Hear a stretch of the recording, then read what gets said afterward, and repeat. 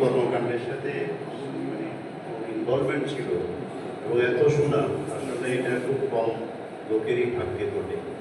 আর এই হিসাবে বলা যায় সেলিম অসম্ভব একটা ভাগ্যবান।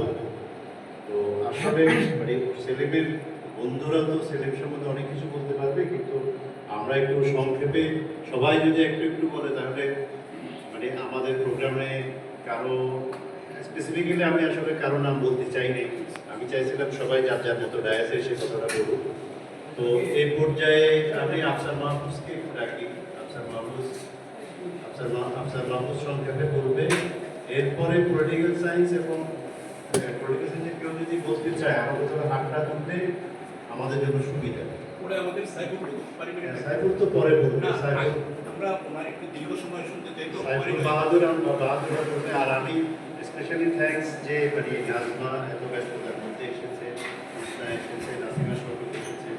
আমি চাইবো মানে নাজমারাও এসে একটু বন্ধুর জন্য কিছু বলে যাক।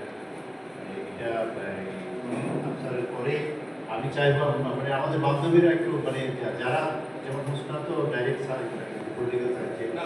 আমি বলছিলাম যে না সাইফুল বললে পারিবারিক বা তার আচ্ছা ঠিক আছে, সময় নিয়ে হবে। না আফসার বলবে, আপনি আসেন। আসেন আপনি আসেন। সময় নিয়ে আমরা তো এটাকে সময় আমরা একটু